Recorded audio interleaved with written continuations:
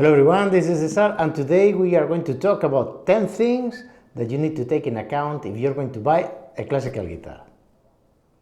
Well, first let me say that I love classical guitars. It's the instrument that I learned, though I play everything. I play acoustic and I play electric guitars. You see my collection here, part of my collection, and you have seen all my covers. But I mean, I have a special kind of place in my heart for the classical guitar. It's a fantastic instrument that will give you hours and hours of joy. Now, in the country that I come from, Spain, many kids do start at school learning to play guitar in a classical guitar. And if you're thinking on buying your kid a classical guitar, or you're thinking on basically starting yourself playing classical guitar, this guide that I'm going to give you, these 10 points, I think are going to help you massively to find a good classical guitar. A common sense rule is if you have no idea about classical guitars, you can pick up a friend to go with you and visit the store, and then he or she will help you to find your classical guitar. But these 10 points that I'm going to give you, I think really can be very useful for you. Let's start with the budget. How much do you want to spend? How much can you spend, right? Generally speaking, my opinion is that buying a very cheap guitar, whether it's a classical guitar, electric or acoustic guitar, is a mistake because they are not well built, and many people quit because the instrument is not good quality, right? It's not a good quality instrument. Now, in classical guitars, you have many different options. This one is an intermediate level in prices. It's a Alhambra 5P. If you are going to buy it here in the US, you're going to be paying around $1,400 US. If you're going to buy it in Spain, it would be around the 1,100 euros. Well, anyway, there are many options. Alhambra is not a cheap brand. Even the entry level is around the 600 US. But you may find very good Yamahas, very good Cordobas, around the mark of 300 US. From 150 to 300 US, you're going to find decent entry level instruments that are going to allow you to play without, the concerns of not being very well built. Alhambra, as I said, is my preferred brand, but it's more expensive. Cordoba, Yamaha are very good entry-level guitars. Now, the second, the size. Even though it may surprise some of you, there are many different sizes of classical guitars, and it depends on the hands of the person that is going to play it, right? So you have from full size, this is a full size one, to 1/4 or 3/4. There are many other different sizes, requintos, etc. But the most common ones are full size, 1/4 and 3/4. And this is going to be determined, as I said, by the size of the hands, the body of the person that is going to play the guitar. So choose the right size in order for you to be able to play. The third thing you need to take in account is the fret sprout. Right? And let me be very clear with this. Whilst this is something that is not good in electric or acoustic guitars, it's terrible in classical guitars. And why? Well, first of all, let's define what is fret sprout. If you take the guitar at the shop and you pass your fingers quickly at the edges of the fretboard, up and down, and you feel the frets and the frets cut your fingers kind of hard your fingers, don't buy that guitar. Even if they are going to make you a good price at the shop because they can file the frets, of course, but don't buy it. And why? Well, the origin of the fret sprout is very simple. What happens is that the fretboard has shrunk. Why? Because it has dried, right? It has lost humidity. The metal of the frets does not shrink. And the issue is that if this happens with the wood at the neck, this may happen also with the wood at the body. Meaning, if the guitar has been built with wood that was not dried enough at the neck, chances are that the guitar is going to have the same issue at the body. And then you are going to have a lot of structural issues with your guitar. I don't want to go into all of them now. I can use another video to do that. But this means that the guitar is going to change even shape, right? And probably is going to get unplayable in a short period of time.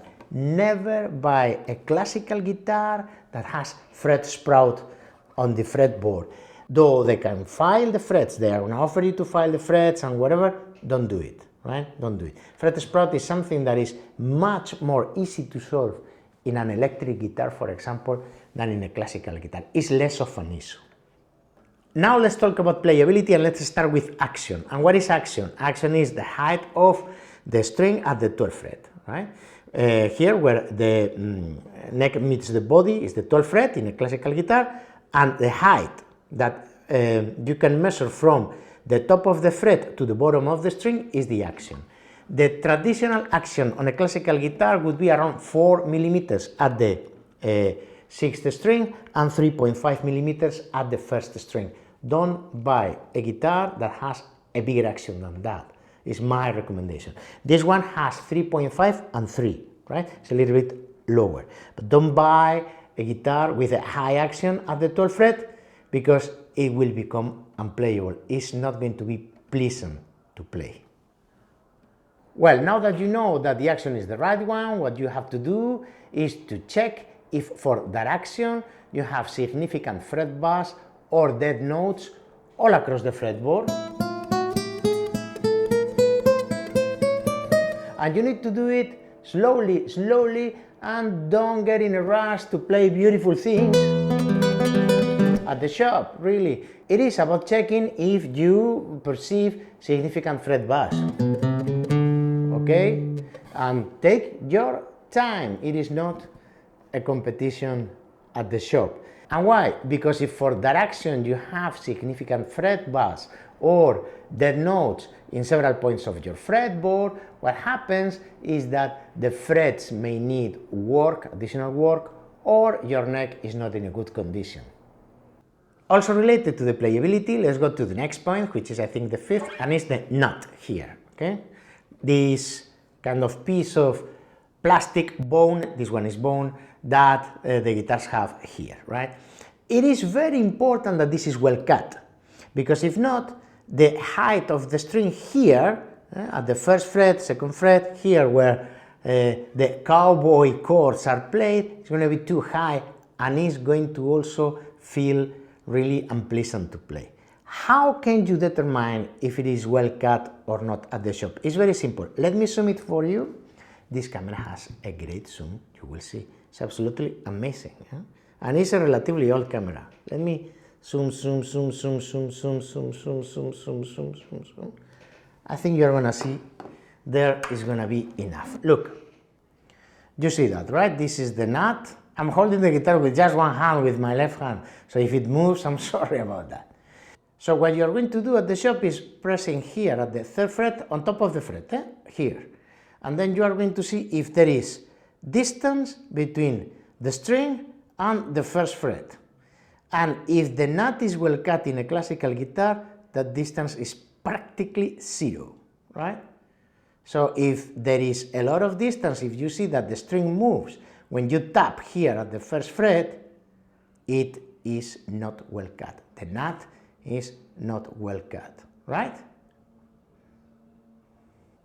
Well, so again, pressing at the 3rd fret, and there should not be practically any distance between the string and the 1st fret, right? That is a very well cut nut. And now in our next point, the 6th one, we are going to talk about the saddle, and it is very important and people are not putting enough attention never to this. So I'm going to turn the guitar around again and let me zoom it for you. Okay, this is the saddle, right? Now, it is very important that when you buy a new guitar, there's enough saddle here left. So you still see distance, you still see material there. Why? Because with time you would be forced to probably file down that saddle, right? This is one of the reasons.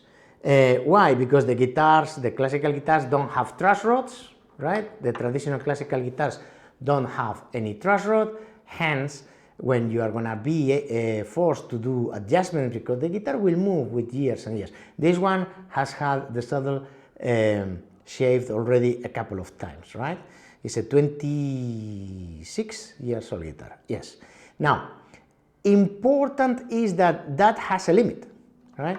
And the limit is the angle, the breaking angle that the string has from the bridge to the saddle. There must be an angle, because if not, the vibrations of the string are not going to be very well transmitted to the top. And in classical guitars and on acoustic guitars, what determines the sound is the top vibrating, right? So you need to have an angle, a break angle between the string and the nut. This is the reason why you cannot file the nut and file and file and file, because if you lose that angle, first the guitar is going to lose a lot of projection, but the second is that it's going to be very difficult to intonate, right? Now, how can you know if the saddle is correctly cut, right? Another trick for you at the shop that you can perform perfectly at the shop. And let me try to hold the guitar in a way that you would be able to see it. You press the 12th fret on top of the fret, right? You press the 12th fret, which is again the fret where the neck meets the body, and you see if there is any distance at the 13th fret, right? There should not be practically nothing, any distance between the string and the 13th fret when you press at the 12th fret. If there is distance, it's because the nut can be shaved and can be cut, or is not properly cut. Another watch out for you at the shop, okay? There should not be distance between the 13th fret and the string when you press at the 12th fret. Now, another point of attention are the tuners. When you move the tuners up and down, it should be uniform, constant. You should not perceive jumps in the tuner, at the peg, at the tuning peg, right? It should not wiggle either. It should be uniform, and you should be able to tighten the string or loosen the string, right, without any perceptible jump while the tuner is turning. It should turn in a uniform way. It is very important. Though tuners are relatively cheap to change, but you don't want to buy a guitar and then changing the tuners. And in classical guitars this is very important, right? Because the tuners play a key role in classical guitars on the tuning stability. Now our next point is the neck. The neck should not be twisted. This is something very frequent in very cheap classical guitars. And though a little bit of a twist is not dramatic, but you much rather prefer to not to buy a guitar that has a twisted neck. And basically, I know how to do it already, you know, taking a look at the neck. I always do it in this direction. You would see people that do it looking from the bottom of the guitar. I do it always looking from the headstock of the guitar, and this neck after 26 years is perfect.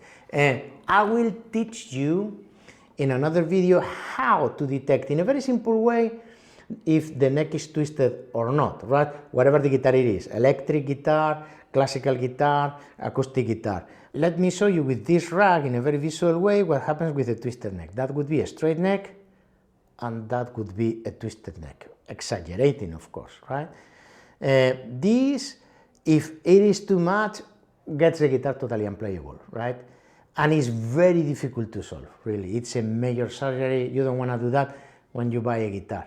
And it is very frequent in classical guitars, right? Because the classical guitars are a much more delicate instrument than an electric guitar, right? So basically, again, you see, what happens is that I will show you in another video how to detect if the neck is twisted, but again, right, at the shop, it's relatively easy.